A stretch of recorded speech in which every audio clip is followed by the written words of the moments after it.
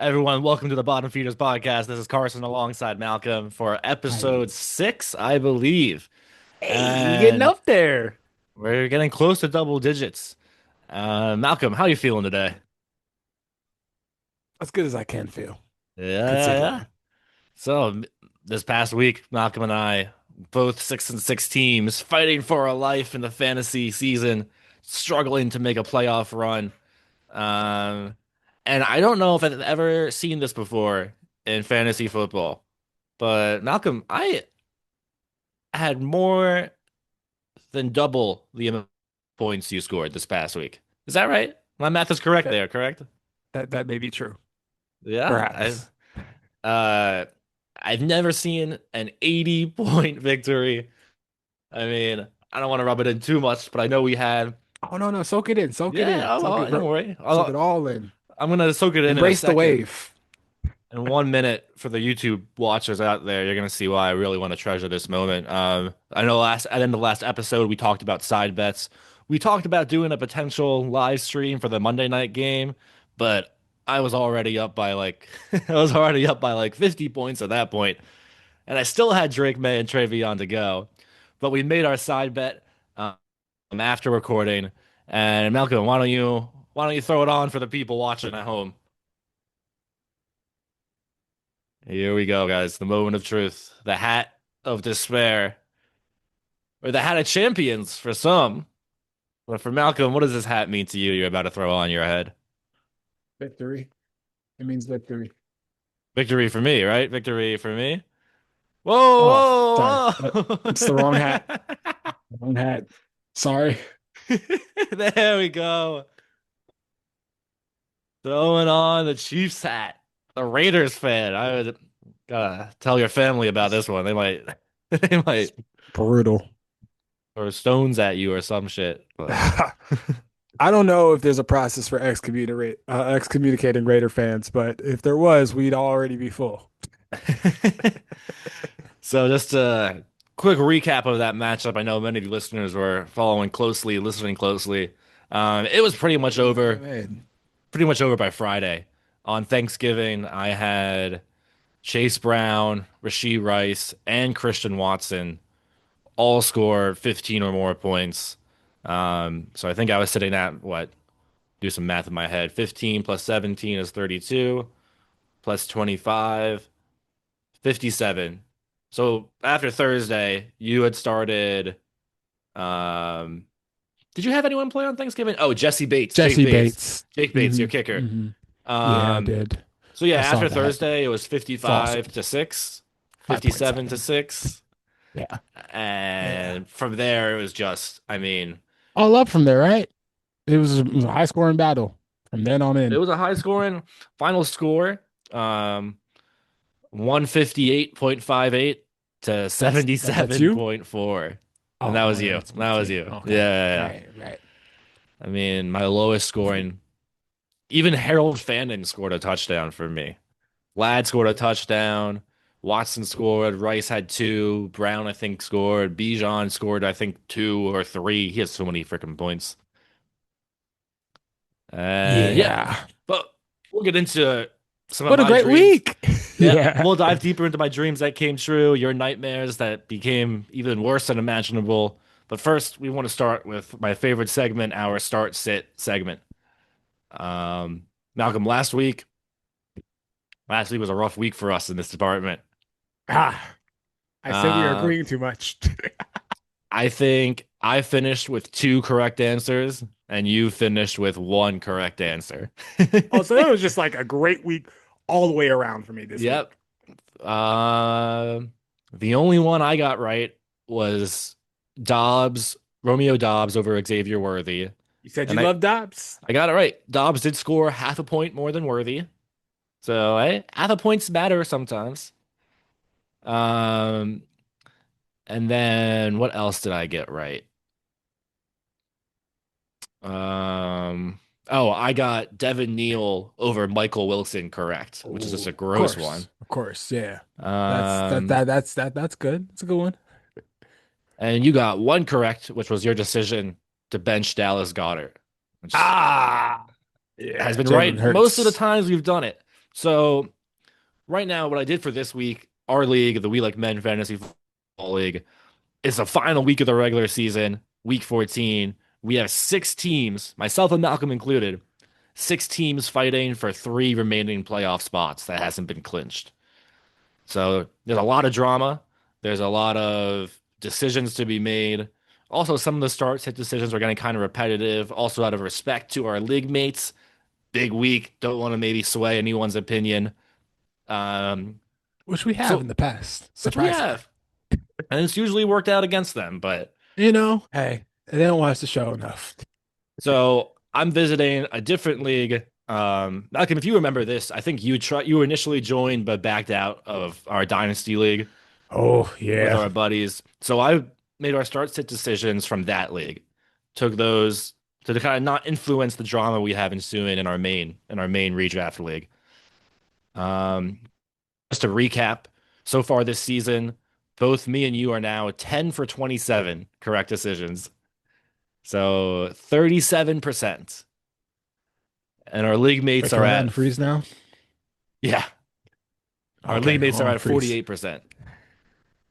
So we are struggling in this department, but maybe we can fix it this week. It, it's not great, but we're living up to our name, and I think that's all you're supposed to Yeah. do. Which I think we're finding out our problem is not only the draft, but also our weekly Starting decisions. sit.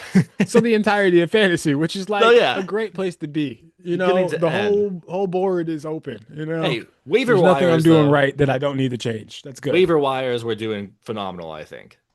It's the only thing we haven't tested yet. But all right, you ready to jump into it? First decision of the week. You ready to go? Who you got? You can unfreeze now.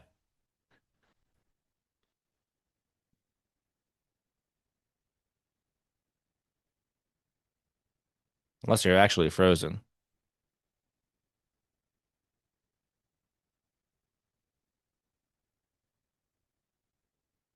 I am now under the awareness this is not a bit you are doing, and this is a real technical difficulty we are having. But here we have decisions to be made. Looks like we got Malcolm back on. So we're going to restart this and kind of pretend. Hopefully, you guys hear the editing and post. If this makes it to the live episode, then hey, you saw some behind the scenes footage right there. Malcolm, you back with us? I think my connection is as strong as my fantasy team. Which is at least given recent history, weak. It's not dependable. Yeah. It's not the first adjective I would come up with. But It's the first week so we've had these type of issues. it really is. It's the universe just making us Hey pay for man, that beatdown I gave you. I'm But suffering. but hey, we'll Start jump right sit. back Let's do into it. it. Start sit. First decision: Sam Darnold versus the Falcons, or Trevor Lawrence against the Colts. Tough choice. Yeah, Trevor Lawrence against the Colts. That Colts defense is looking a little bit soft, a little bit harsh on the conditions of the players. We saw Sauce go down, and seemingly like the timing of the season is just rough for that locker room right now. Daniel Jones is injured. I don't know. I think they're losing a little bit of steam in that engine. So we're gonna go yep. with Hey, Trevor Lawrence there. In I divisional also matchup, gotta go with it. I also chose Trevor Lawrence. I just think this is a must-win game for the Jaguars, and they've been balling. I hate to admit it, they've been balling pretty good recently. But all right, now keep in mind this is a dynasty league.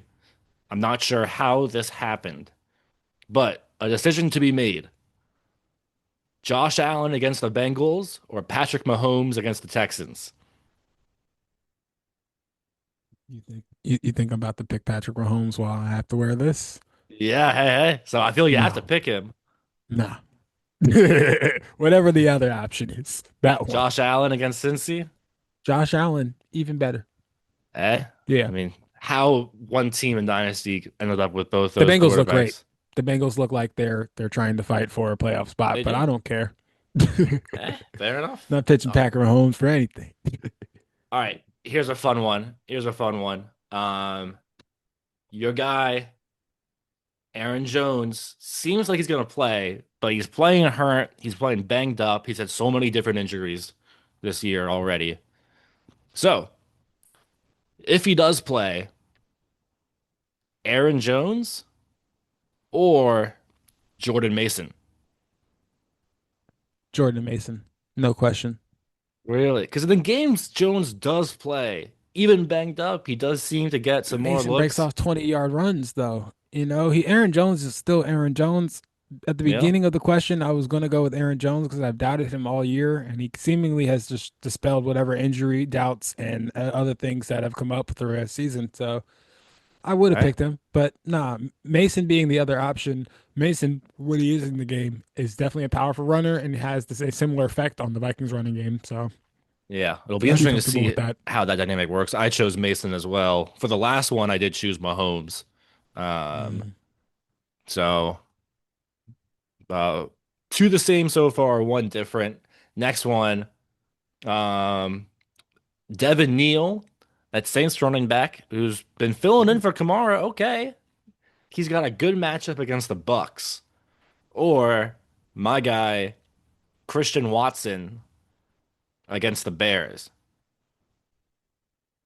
Christian Watson. Yeah. Now Matthew Golden might be back from injury this week. Maybe we see a dip in targets, but Eh, the it's Packers are the Packers. the They're gonna pack score a the touchdown. Packers every year, I feel like it's you roll the dice each week and they pick a random Dobbs, receiver. Watson. Yeah. We saw Dontavian Wicks have like almost 200 yards or Wait, whatever it wait, was. wait. Like it's insane. All right, pick one of these guys. Keenan Allen against the Eagles, Chris Godwin against the Saints, who's coming back from injury. He Oh, played last week but didn't do a lot. So Keenan Allen against the Eagles, Godwin against the Saints, or Brian Thomas Jr. against the Colts. Keenan Allen. Keenan Allen. Interesting. He's had a down curve. He's due for an upturn. He is due, and Lad McConkey's role has been shrinking a little bit more and more. But um, I'm going with Chris Godwin. I know he had a slow start last week, but it seems He's like also due.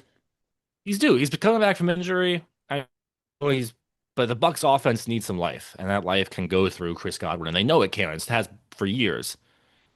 So I'm going with Godwin. Maybe he's not fully healthy, but they need him right now to clinch that division.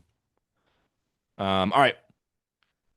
For a flex spot, What do you Mark got? Andrews against the Steelers. Very good Steelers defense. Eh, Ravens offense is in shambles right now. yeah. Mark Andrews against the Steelers or Jerry Jeudy against the Titans.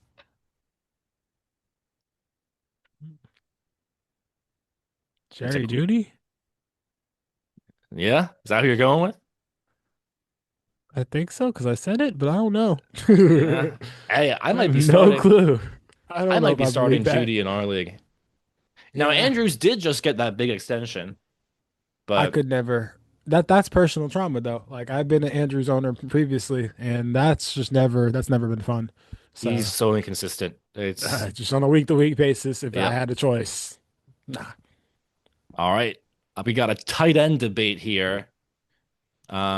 Your guy, Kyle Pitts, against the Seahawks, Mm, or my guy, who I've believed in all year, Darren Waller, against the Jets. Kyle Pitts, no question. Wow. I don't know. I'm going with Waller. I know the Jets defense has been playing good, but they've been playing better than they are. You know what I mean? Have you seen And the Dolphins play football recently? hey, okay, I know they've, but As a Dolphins, Waddle owner, I have been subjected to that awfulness, and I can tell you, I don't know. I the don't know, dog. the 3 games Waller played when he was healthy, he had a touchdown in every game. He had He's Darren tons of Waller. yards. Yeah, he's a As a Raiders beast. fan, I respect him and his impact on the field. Go ahead and give me the other option every I time. stand by it. I've been saying this all year on this podcast. We saw it last week with Bijan, who dropped 27.8 fantasy points after, you know, not doing Bijan stuff often recently. He had 28 points. If you need a bounce back fantasy game, go The against the Jets. Jets. We've seen it It's week true. in and week out. This is true. So I'm going with Waller. Okay. All right, two more. we'll rapid fire these. Another quarterback one for you. Matt Stafford, potential MVP against the Arizona Cardinals, or Okay. potential comeback player of the year, Caleb Mm. Williams against the Oh. Packers. Hmm. Caleb's Hmm. been balling. Maybe not real comeback player of the year, but fantasy comeback player of the year. He should be in consideration if you ask me. We're gonna go with Stafford though. Yep. Tried and I true. I agree. Like I know And Devontae Adams and him are on one every week. So it's insane. They don't need a running back anymore because once they're in the red zone, just give the ball to Devontae. I saw a stat where it's like Devontae Adams's last like 10 touchdowns this season or whatever it is. 1 yard out, 1 yard out, 2 yard out, 2 yards out, 4 yards out, 4 yards out, 5 yards does the out. defense watch film? Like he's a goal line menace. It's Like insane. I know it's Devontae, but like you would think at this point they would at least shade outside or maybe even give help inside. I don't know what they need to do to stop the man, but I know they need to stop letting Well, 1 yard routes defeat them. the issue is if you stop him, you got to deal with Puka on True. the other side. So it's a And lose-lose Higby and whatever situation. else the Rams throw at you. You're right. I think the Rams win it all this year. They're just too good a team. But one more decision before we stray off topic too much. This is a gross one, and this is actually my team in this dynasty league. Oh. Granted, I'm Uh-oh. tanking. I Let am me prep deliberately myself. tanking. Yep. I traded away Josh Jacobs earlier this year. Got a first round pick out of it. Got Kayshon Booty out of it. There's some good stuff, but I disapprove of anybody who trades Josh Jacobs. it means my decisions are horrible. So at my flex this week, Evan Engram against your Raiders Mm. Okay. or Calvin Austin, who just had a 0 point game. Steelers wide receiver Calvin Austin against the Ravens. Who you taking? Yeah, my team is not looking good right now. And bye weeks are like a week 14 bye week is crazy to me. The NFL needs to get rid of that for the Which sheer option purpose wasn't of Calvin fantasy. Austin?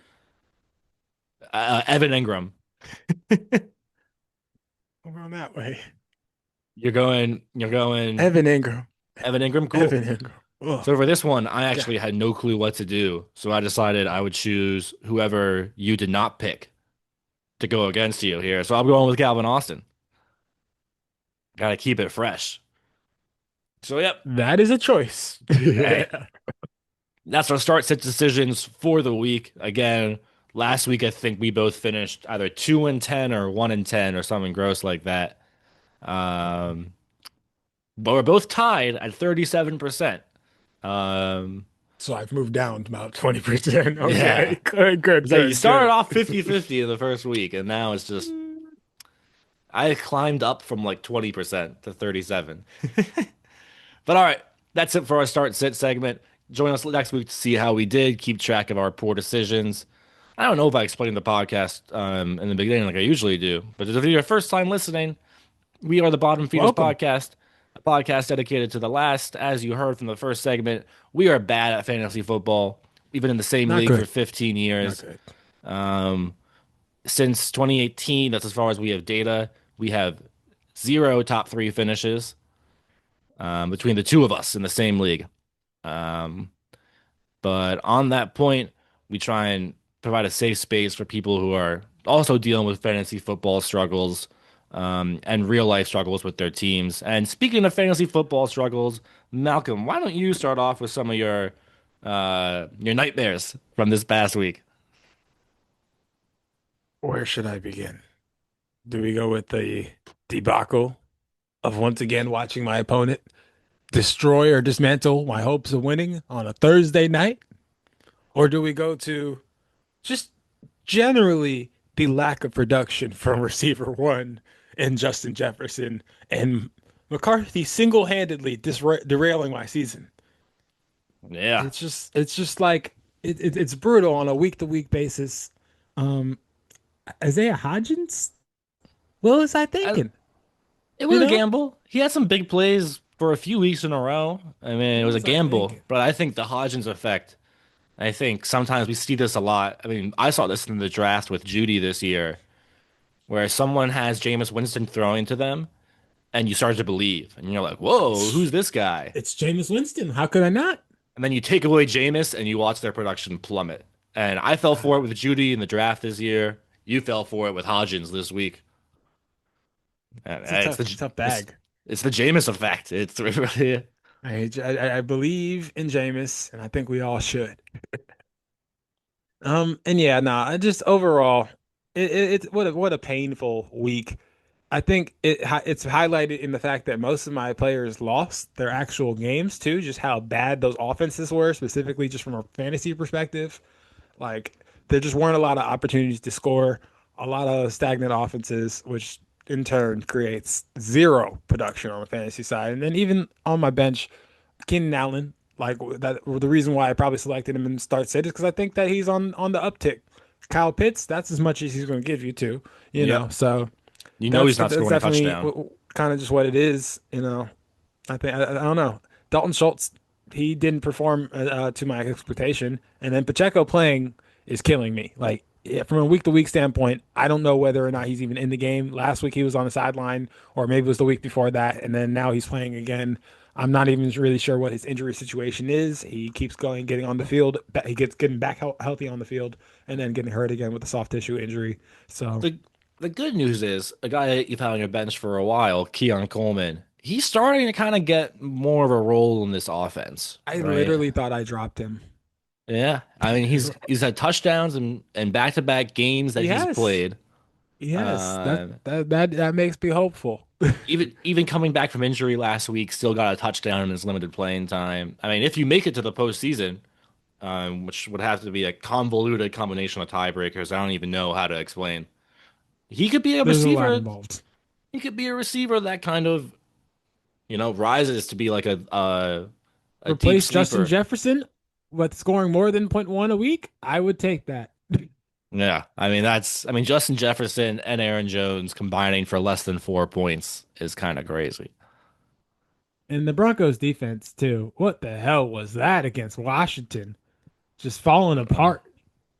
That yeah, game was supposed to be a simple game. That was supposed to be a net positive. I wasn't expecting the defense to, be a fantasy leader in scoring, but like, Lord, yeah. 26 to So 27? Come on, y'all. So to revisit from last week, your dream of the week was Hodgins. You were torn between Hodgins and Pitts. You rolled with Hodgins. Didn't make much of a difference, honestly, but tough one there. It turned into a nightmare. My dream last week, I was Jawan torn between Jennings. Christian Watson and Jawan Jennings. And I think on the podcast, I said I was going with Jawan Jennings. And then you pick Watson. You pick Watson on the pod And too. then You I switch. woke up, I woke up Thanksgiving Day and just said, nope, nope, nope. I'm going with Watson. And he had like that 52-yard touchdown. And I'm like, oh, hell Let yeah. me tell you, editing the last week's episode was really tough. Cause one, you Jedi mind tricked me. That's cool. It's all right. Hey, you did We were too. playing we were You told playing me mental chess and I you told me you lost. were starting Pitts, and I was like, uh-oh, against the We were Jets. playing But mental chess and I lost. But I rewatched the episode and I was like, fuck, he got me. yeah, I really was. And Jawan Jennings still had a touchdown. Jawan Jennings still did good. But Jawan Jennings is a hoe. yeah, Oop. Didn't mean to pull that one up on your face. But so that was our last week. We both are still fighting for our playoff lives. I can clinch it with a win. I should be good without a win, but a win would just help make everything easier. I think there's a scenario where if I win and certain things happen, I could end up with a first round bye. Not sure, but maybe. There was a point in time when I was in second place, but I was really in fifth place because of tiebreakers. So I think that it's definitely possible for you to still end up in that bye Yeah. position. But part of that requires you to win. I need you to win your game for me to have a chance at getting the 2 seed. How So many let's Hail take a Marys have look. you said so far? Let's take a look over at your team. And then why don't you tell us what your dream of the week is going into the final week of the regular season in fantasy? Whew. All right. Well, as far as lineup goes, mm, got a lot of tough games on the schedule. A lot of tough opponents. Although I do see the Raiders on the Broncos game. I think Honestly, if I had to Broncos. go a dream this week, It would be that the Broncos are a net positive this week in fantasy. I am obviously not rooting for them to beat to demolish the Raiders. But if they don't hurt me, that would be really, really nice because I think we're going to get some good production from Warren, Waddle, maybe even Hurts this week. Might contribute 20 plus Yeah. points against the Chargers. The Chargers defense is iffy. Their pass rush is up and down. So it depends on how well the pass rush does there. And then, yeah, Warren in that Baltimore game, I really, really like. Yeah. I like that too. And you're going with Keenan Allen over Kyle Pitts, it looks like, for that flex spot. Yeah, and I might move Jones depending on his injury status and put Pitts or Coleman or one of the Or other Turpin. idiots. But hey. Yeah. When I say But idiots, I mean me for playing any one of yeah, those fair players. enough.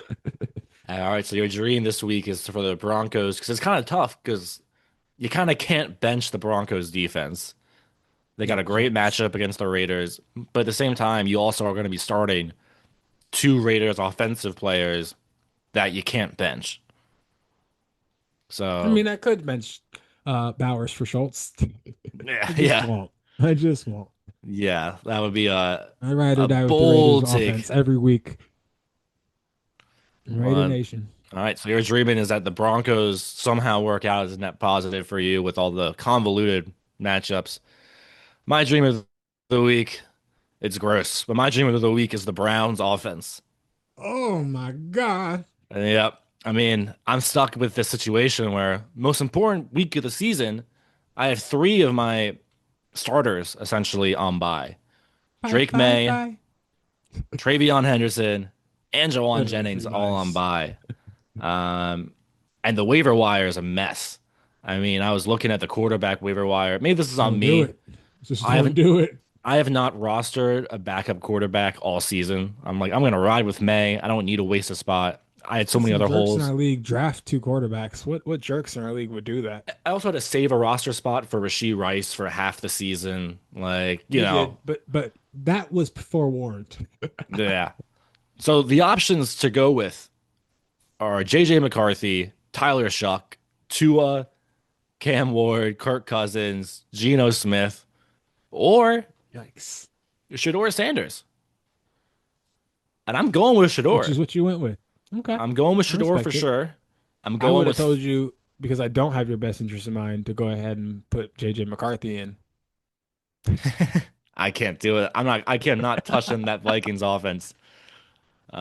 I Um, love Harold Fenton though with Shador. I think that's a good combination. And then yeah. yeah, all in So with Judy there too.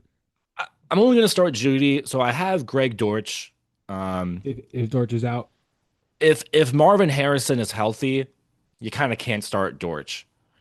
But if Marvin Harrison Jr. is ruled out, Dortch is ruled in. he I takes him might in put Dortch that in. role in the offense. Yeah, Yeah. deep threat. Like I mean, the games Marvin Harrison was out, Dortch was kind of going off, and then Marvin Harrison comes back last week and he does nothing. So like I have him just in case, but I'm probably going with three Browns starters on offense in my most important game of the season, which is gross. Who said DEI is dead? It's insane. The Patriots week 14 bye is crushing me. It's just brutal. But Who thought the Patriots were the best team in the AFC? Certainly not me at the beginning of the year. not me for sure. I hate to see it as a Jets fan, but You we'll get know? into that. We'll get into how my Jets are doing, how Malcolm's Raiders are doing, and maybe some more football nonsense. After this break, Malcolm, any last words before the break? See y'all soon. We got a lot to talk about. All right, see you all soon, and we'll be back. And welcome back to episode 6, I think, of the Bottom Feeders podcast. Carson alongside Malcolm. Malcolm, how's it going in that Chiefs hat?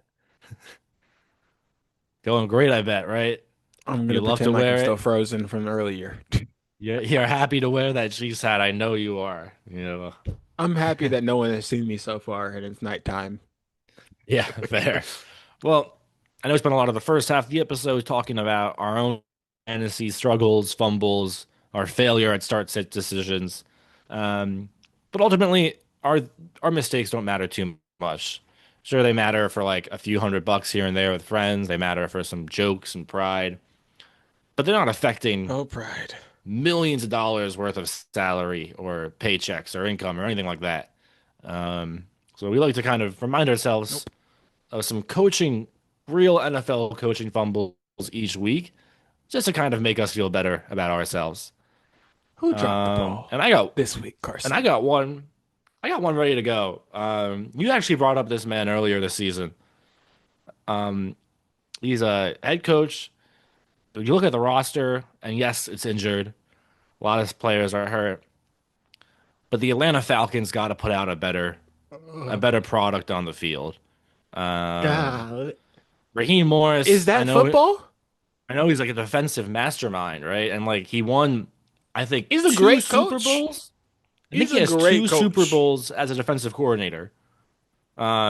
Maybe he was a His DB coach players on love that him. Bucks team. Yeah, everyone loves him. But my guy, you What is let going Tyrod, on? you let Tyrod Taylor and the Jets Oh, drop almost 30 points on you.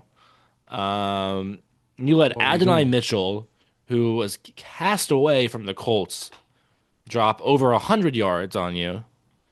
Yikes. And yeah, I know Drake London's been out. Drake London's been like the focal point of your offense. Drake But who? yeah, but you still got Bijan. You still got Pitts, who's really good.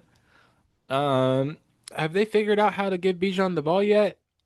Oh, they they have finally done that did. this season, right? They finally did last week because I think he dropped 28 Okay. fantasy points against you. But we're moved on from that. We've moved on from that.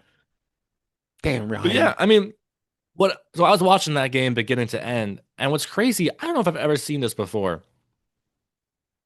where you start, like, you get the ball with less than 2 minutes in the game, and you somehow find a way to punt twice.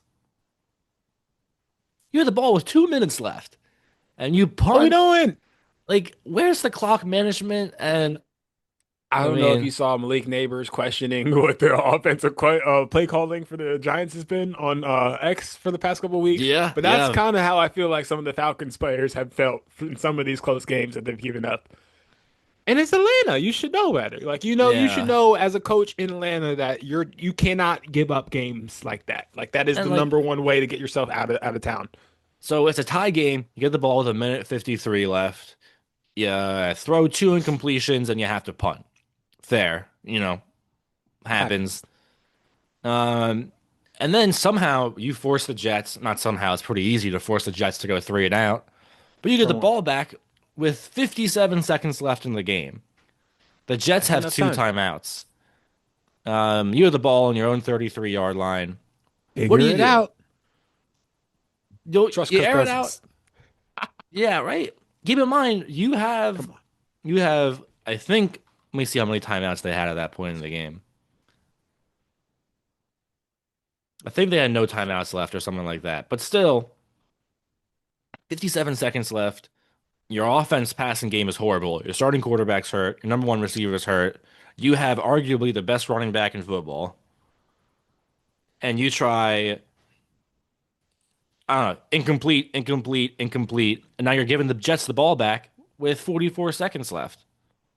Wait, you mean to tell me there is a coach with the best running back in football who decided not to use them and it Yep. ended up leading to their downfall? Crazy, You know, right? Carson, that sounds very similar to a person that I chose for my coaching fumble this week in the It does past. sound eerily similar to a certain coach I'm thinking of. I wonder if it's the same one. Yeah, I think it's one and the same. It is the one and only Kid Wonder, Boy Wonder, Pete Carroll. That is my coaching Yep. fumble of the week. Yep. Um, man, hey man, I thought you could get this organization and this roster to be motivated to play every week. That was the bare minimum I set. Unlike the rest of Raider Nation, I don't have high expectations on a week to week, right? Like I ain't tripping. But at the same time, I would definitely like to see a bunch of motivated individuals, or at least some professional football players out there every week. Max Crosby, week after week, shows up for this team. There are plenty of players on this team who are playing hard, and it's no different from years past where I could have pointed to Jack Jones. I could have pointed to any other player, Mike. Epps is playing way better in the secondary. I'm getting very specific with the Raiders secondary and the Raiders defense, but that's been the one shining unit this whole year. So the idea in the past couple of weeks that that's been the one that has been dilapidating the entirety of the structure within the organization, that's crazy to me because those are the only professionals we have left. We can't trust the offense on a week to week basis. So, Pete, you're a defensive head coach. You have to get the defensive side of the ball together. Similar to what I think Jets fans were feeling maybe in the beginning of the season with Aaron Glenn. It's like, look, it may not look perfect on offense. I don't really have that expectation, but I do expect you to get it together on the defensive side of the ball just because that's the side of the ball you know the best, right? Do your thing over there and then hope for the best on the other side. Get the right people in place. Obviously, Chip Kelly being there was the wrong decision. So we have to wait till next year to maybe see what that looks like. But next week, the defense better look like a Pete Carroll defense.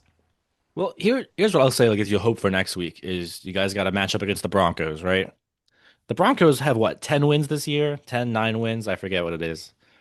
A ridiculous Uh, amount for the Broncos. but almost all of those wins are a one possession game, like a 3 point game. Their Even defense the is Jets, fantastic. even the Jets, they only beat by like 2 points, I think it was. So, at the very least, you're due for a game that you'll be in, you know? As a Raiders fan, we're in every game. I don't know about last week. I don't Even the know. games where we're getting blown out, somehow, seemingly week on a week to week basis, they pick and choose when they are going to show up in the fourth quarter. Right? We're a second half team when we want to be. Because one thing's for certain: if we come out hot against a team, I know perhaps we're going to taper off towards the end, and that's okay. But there are some teams where I see us light a fire underneath ourselves at half, and it's too late. So I don't know how that's going to go. Again, I think that has a lot to do with the head coaching situation. You saw with Antonio Pierce, even in games when they were out, they were still playing hard, and I think that's very important to building for the future with that organization.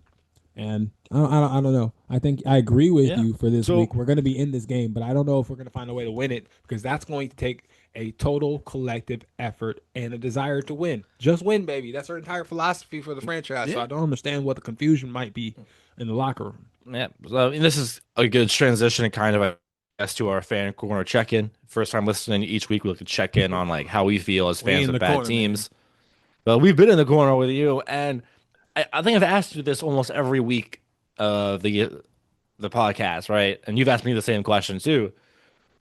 Is it, are you at the point now where you want to move on from your head coach after the Nah, season? nah. I don't think either one of our organizations can afford to continue to move on from head coaches so quickly. I think Yeah. the greatest thing the Jets did was keeping Salah for the tenure that he had because it at least allowed for an amount of stability that obviously wasn't present in the organization for his tenure. So I So, disagree. I think I look, I know it was a failed experiment. I know it's going to be a hot take, but I think when Jet Aaron fan with a hot Rodgers take? What? when Aaron Rodgers was healthy and when he got hurt, we played horribly. We should have fired Salah then and let Rodgers pick his head coach. Just let Rodgers do it. Give Rodgers a team. We went all in. We went all in and didn't even make the playoffs. We have nothing to show for it. So I'm I like, if would I agree with you if the Steelers didn't take that entire plan and run with it for but this they year. And didn't. look what the Steelers are But at. they didn't do that plan though, because he's still stuck with Mike Tomlin. Those are two very strong personalities, Rodgers and Who are Tomlin. working together in tandem this year, despite people's opinions at the outset of this year. Yeah. But something's fragmented with that team too. And I think all that And could it's be not the avoided. offense, surprisingly. I think it's the defense. The offense does look kind of I meh. I know the Rodgers one has been Whenever hurt. I was talking about editing the episode, right? The one thing that was apparent to me in the episode is we both kind of gave love to the Steelers defense because it looked like they had a reemergence, and then Yeah. they turtled up completely in that game against Buffalo. The one thing that all the pundits and all the people and all the Yinzers are talking about is the fact that the Steelers defense does not look like the Steelers defense. They've lost their integrity entirety. The Yinzers, yep, they are talking about it. I'm in a group And chat remember, with I all my. referenced the funeral they had for the defense before the game, and I thought it was You did? preempted, right? But Yeah. perhaps they were spot on. I And mean, it's I was raised by Buffalo. Yinzers. Most of my mentors are Yinzers, right? I have Yeah. so much respect for the city of Pittsburgh. They know their city and they know the product that they're seeing on the field right now, right? The fact that they're calling for like fire Mike Tomlin chance, like Pittsburgh fans are the ones who are constantly defending Mike Tomlin. Even the racist ones are out here on Facebook advocating for Mike Tomlin at times because I, they believe in the Steelers that much. Like it's that important to them in Allegheny County that like the Steelers' success is really much so rooted in the lives of all the people in there. So I don't know if I that's don't know. entirely true. I don't, my family on my mom's side, they're farmers in Pittsburgh, and they are frustrated with Mike Tomlin every single year. I feel like Mhm. every year I go over there for Christmas, we have a great time at the farm. We watch some football, and immediately it's like, oh, Mike Tomlin, what is he doing? What is I this see decision? the Like comments, Carson, they but always reference what they always reference. So they watch every Steelers game more than I do. They always reference his clock management being horrible, well, he's and a I defensive don't know coordinator. how accurate that Todd is. Haley was the one who was truly responsible for these types of decisions for Yeah. many years in that organization. When I see those comments again, maybe it's the way I'm processing them, right? But there are much louder critiques of Tomlin that those people could have, right? And they don't seemingly because they respect the leadership that the organization, the stability that the organization has created. Whether they agree with the results, a lot of Pittsburgh fans are on the fence about the results on the field, right? Where they should be if they're having winning seasons and playoff success, how important that is, right? But ultimately, I think the consensus is that they've been happy with the leadership over the past 20 years. And that's not something Yeah. that you find Well, easily in a head coach. You now don't here's have a Bill something. Cowher into a Tomlin often. Here's something before I get into my Jets corner and we Yeah. kind of wrap up. I want to go into this tangent just a little bit. While we're on the Steelers, I saw an article or a headline about the potential of like, yeah, people are saying fire Tomlin. What if Tomlin just quits and becomes the head coach at Penn State? So I saw that article too. Yeah. I don't know about Penn State. Now, a It's lot it's of in what it's in people are state. saying It's about the disagreement with Tomlin being in Pittsburgh is that he needs to change the scenery. he does. How much different is Happy Valley to Pittsburgh as far as what the expectations are year to year? What the expectations of the job are specifically are different, very much so with the recruiting. And I don't know if Tomlin is a recruiter in that sense. I know he's I a think he can motivator. be. I think he He's a can be. master motivator. And I think if Marcus Freeman can be a very successful recruiter in this day and age, then obviously Mike Tomlin can come Yeah. in and have some similar successes, right? But I don't know what that process is and how long that's going to take. I think we're seeing right now with Bill Belichick, like, even if you are able to come in here and convince a bunch of recruits to give your program a chance, like, Yeah. if you don't have immediate success and you're a legendary coach, there's not like the timeline for you to be able to flip these programs. I But I think don't that know the if wonder that is Signetti, and like I know we haven't talked about CFB on the show yet, but that's definitely something yeah. we're going to broach eventually. I Oh think what's yeah. happening in college football right now, specifically from a coaching standpoint, is actually the model for what the rest of collegiate sports are going to look like. You're seeing in college basketball, all the legendary coaches leave. You're seeing the exodus of legendary coaches in other sports like lacrosse and swimming, whatever else. Other people, other programs are deciding that the NIL money, regardless of the institutional standing, isn't worth it, right? And they're looking at college football like, well, how do we have success? Well, you take a person like Signetti out of JMU and you take a mid major, and specifically in basketball, I think that's definitely the formula for success. And you Yeah. try to replicate that with a program builder. And I think that if you bring in a legendary coach, whether it's Calipari at Arkansas or wherever else you might look, St. John's with what's his Uh, face, Patino, is that who they got? Patino, yeah, Rick Yeah. Pitino. I don't know if that they're going to be able to replicate the success they had at these other destinations, and the same can be said for college football, and the same can be said for a move from Tomlin or any of these other NFL coaches. I think Matt Rule at Nebraska is the only thing that had made sense in the past couple of years of Uh, NFL coaches moving down. well, Matt Rule was like a Greg Schiano type, where Graciano, phenomenal college coach, not a good NFL coach. I Um, disagree with the Shiano take on. I think his tenure with the Bucks was underrated. I think he set them up for it was success that they bad. had with Hey, look, Arians. I It love wasn't great. It wasn't great. it's Shiano though, right? So like you have the same mentality with Harbaugh, and you have the same mentality with some of these other coaches where I'm like, yeah, they burn a lot of bridges on the way out of town, but at the same time, I Yeah. think the relationships that he Hey, started there fostered success after the I Gruden era in Tampa Bay. I love Shiano. You know, he's a New Jersey native, Rutgers legend, and I'm so glad that he's been back with Rutgers.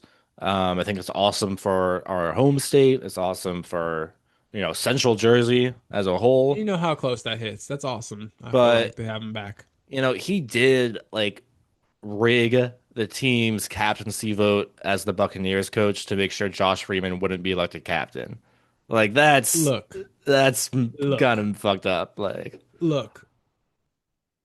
In the post Gruden era, I am not advocating for someone who did not believe in Josh Freeman to be your leader in that locker room. Have you ever seen an NFL quarterback that seemed more ready to be a leader authentically? He's actually Russell Wilson. Where Russell Wilson is trying to emulate, that's what Josh Freeman was many years ago. yeah, And but that's a Russell Wilson could crazy at thing least. to pull out. But I Yeah, but feel like Russell that's, could win that's games. what it Josh is. Freeman couldn't. That's the difference. You're the Buccaneers quarterback, right? You had Blaine Gabbert for the Jags. That whole like era of I feel like quarterbacks in South Florida was full of just like names after Byron Leftwich, who appeared with both franchises, funnily enough. Yeah. I, Yeah. I just think that it's kind of funny because there was a lack of leadership, right? And then you get a Josh Freeman type. And then shortly after that, Blaine Gabbert had his tenure with Jacksonville, and then he did some time with Tampa Bay. There's a lot of overlap. Kyle Trask, like there's a long Kyle list of Trask. people Oh they my tried before goodness. Baker and Brady. And I Yeah. think that had they just, to your point, put a little bit more faith in Josh Freeman and some other names, they would have had Well, more success sooner. And just in general, I think it's again due to the culture that Shiano started that they were able to kind of replicate and finish that off with Arians and Bowles. hey, look, I love Shiano, but I think you're giving him too much credit. But we're gonna move on real quick. Talk about my Let's do Jets it. for a quick second. Come on Um, now. Gangrene. hey, What's up? coming off a win, our third win of JETS. the season, Okay. and I know we're kind of playing ourselves out of the Mendoza Wanna sweepstakes. do this what I wanna. What's up, Juan? Womp womp womp. Here's my little cat. If you're watching on YouTube, um, but yeah, the Jets. I think we've played ourselves out of the Mendoza sweepstakes, and I'm okay with that because what I'm seeing from the team is I'm seeing a team that, like you were saying earlier, your Raiders aren't doing. We're playing with fucking passion every week. We're going out there to win. We're going out there to Fiery. succeed. They're excited And to play for their coach. and look, I'll be honest. Yes, I earlier this year, I think on this podcast, I said I was over Aaron Glenn, You did. but You weren't the only old well, Jets fan I heard that week, he's though. he's got me back. We started off 0-7. We looked horrible. Now we're 3-2 in our last 5 games. After trading away our best defensive players, the people we got in the locker room now, they're happy to play for the Jets, which is a rare thing to say. At least what it looks like on the field. I'm sure You have Brees is players not that are happy to happy play to for the play for your Jets. organization. I was gonna say, name Yeah. me which ones those are. Everybody on John the defensive Mechie, side of the ball that's not named Williams. John Mechie, Adonai Did you see that Mitchell. article this week about how he figured out that his brother wasn't playing for the team anymore because he wasn't on the team bus? Really, I did not see that. The Oh my Williams God. brothers supposedly take every bus before previous to the trade together after the game, and I forget which one is which, right? But one of the younger, I think the younger Williams brother texted Quinnen on the Cowboys. Hey, Yeah. which team bus we taking after the game? He's like, hey, dude, I play on Monday. So I'm just like, dang, that's a crazy way to find out your brother's not there Yeah. anymore. But yeah, no, I don't know if he's happy either. Him, Brees Hall, maybe somebody named Yeah. Garrett Wilson too. He was looking for a way out. But hey, Garrett Wilson Jawan signing that Briggs. deal, like you pointed out to me, is crazy to me in hindsight. Like, dude, what are Oh you yeah. doing? At what point did the organization indicate that there was going to be a future here for you? Yeah. I was actually on the phone with my brother earlier this week when we were talking about what's the best thing for the Jets to do. And I think we can't take a quarterback now. I don't want to trade up all the draft value we got for Sauce and Q just Now to back take to the original Mendoza. C. Couturier. I'd rather stay pat at what 6, 7, 8, wherever we end up. Take best available player, because we can probably use him, whatever position it is. Um, Whatever your brother says y'all should do, y'all should do. And matter of fact, while we on here, let me advocate for your brother getting a job in the Jets front office, okay? Because that's the yeah. smartest thing they would have done ever in their existence. And so what he said, I think his exact words to me, like, fuck it, let's just go out, sign Jameis, have Jameis feed the ball to Garrett Wilson, make Garrett Wilson happy for a year, get him I excited to be stand a by my Jet. statement. I didn't even know what the man said. That's Yeah, crazy. I actually kind of like that. I like it, and I like let's not roll out a random second round quarterback, watch him fail, and then You throw don't in want Tyrod to Tyrod. go out there for a whole season? No. Let's go sign Jameis, throw the ball. Sure, I'll take a 30 touchdown, 30 interception season just to like feel alive again and go from there. But yeah, I overall, respect it. Jets, I'm feeling much better about the Jets. I think Garrett Wilson as the one, Adonai Mitchell as a two, and John Mechie as a three can be a really fun receiver core. Maybe I don't switch know to if they'll two be and three, good. but I like that. I don't know if they'll be good, but they'll be fun. And I'm a With believer in Jameis, Mitchell and Mitch with Jameis. we They're all we thousand previously yard discussed receivers. any receiver with Jameis, I'm looking at them a little bit differently, Yeah. especially Garrett Wilson.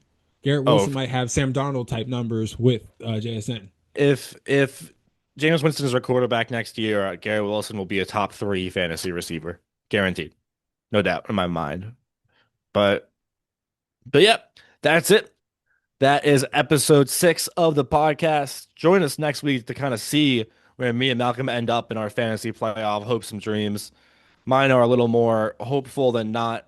Just to give some quick recaps of where we are in both phases of our football life. Malcolm, season ended today.